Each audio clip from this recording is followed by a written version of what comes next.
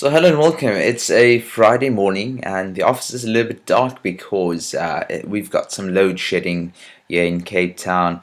Load shedding is whereby the load is spread out, where they cut the power out. So we've got our lamps here all ready to serve us for the next 2 to 3 hours. There we go. Nevertheless, let's get on. Today we're looking at naming the alkenes. And it's been a while since we've made videos, probably about 2 to 3 weeks, so let's get that up and running. Okay, so in organic chemistry we are continuing our study of the hydrocarbons, and we started looking at aliphatic compounds, right? So these hydrocarbons, we said these are molecules or compounds that contain only hydrogen and only carbon atoms, right? So the acyclic structures, those are chain structures that we discussed. We looked at the alkanes, and now we're going to start looking at the alkenes. Now you remember, an alkane is a molecule or a compound that contains only single bonds. Whereas with the alkenes, an alkene has at least one double bond. So I'll just put in there at least, right, one double bond. I'll put the DB, and with the alkynes, at least one triple bond. So let's just fix up my pen. We'd like to use blue, and we'd like a very thin pen. Okay. So let us continue. So what are the alkenes? Well, we've already said they contain at least one double bond between their carbon atoms, and because they have at least one double bond, we've already discussed this term, they are unsaturated compounds, and they happen to be more reactive than the alkanes. Okay, so over here you can see that we've got this is the very first alkene. It is called ethene, so I'll give you the name right now and you can start looking at it already. It's called ethene, right? And yeah, ethene. Okay, so again, to just recap, this over here is ethene, but this is also the structural formula of ethene. Structural formula. Right, over here we've got the condensed structural formula. So I'm just going to call it CS, condensed structural formula. And this one over here is the molecular formula.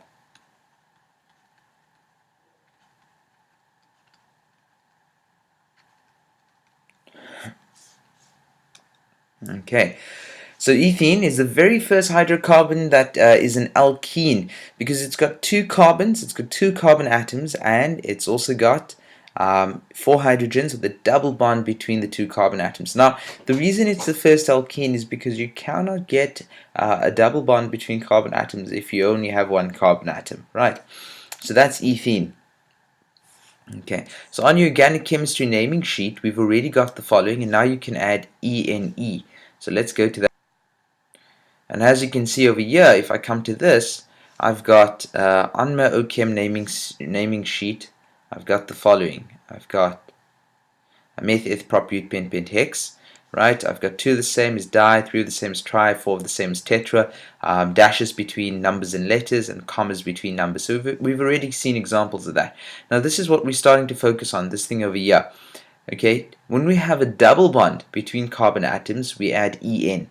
And if it's a hydrocarbon, you add Ene. Okay, so let's just get back to the presentation over here. Okay, so, and this over here is the general formula, right? Now, I'm going to start talking about general formulae, and we're going to take a few examples and draw out the first few alkenes as we know them. Okay, so there's my whiteboard. Right, so the general formula for the alkenes, let's just put it over there, is CnH2n. Right, and this means that if I put in 2 there, C2, I'm going to get H2 times 2, and that's going to give me C2H4. That tells me, well, if I have 2 carbons in a molecule and it's a hydrocarbon with only 4 hydrogens, then that thing must be an alkene. Right? It must conform to this general formula. Now, not all alkenes will conform to this general formula because sometimes you'll get 2 double bonds in. This general formula is only applicable if we've got 1 double bond in the compound. So let's see.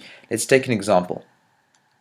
And so you say, okay, Mad, I want you to choose a number, again with CnH2 2 in, right? And let's choose a number. Let's see. Okay, good. You decided you want 3 carbons. Well, okay, 1, 2, 3 carbons. Right. Let's put the double bond over here. If I put the double bond over there, we've got to have 4 lines, 4 bonds around every carbon atom. So let's fill in the rest. There's 1, there's 1. So we got 1, 2, 3, 4. There we go. Right. And then I've got 1, 2, and 3. So this one needs a 4th one over there. And this one's only got 1. So you can say, well, we need 3 more. And there we go. Right. Now let's start looking at that. Again, what we see over here, this is the structural formula.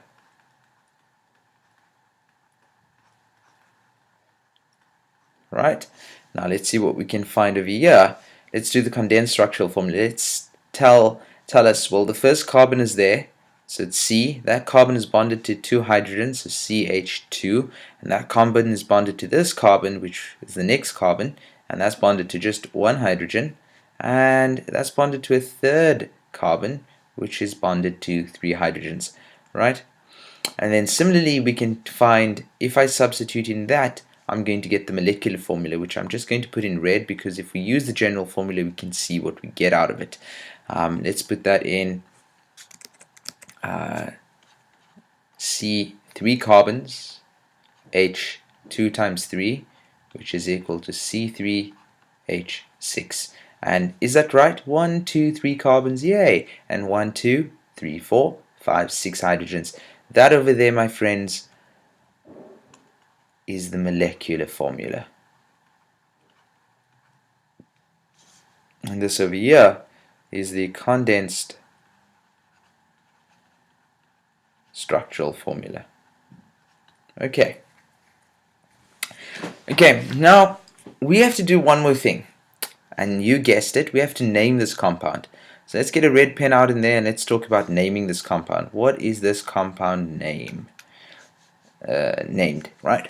So when we name, we have to find the longest chain, or the main chain. And as you can see, I can actually go along this line without lifting my pen and cover all the carbons in the molecule, or the compound in this case, right? And so we find that this is an unbranched compound. So if I put 1 carbon there, 2 carbon there, 3 carbon there, 1, 2, 3.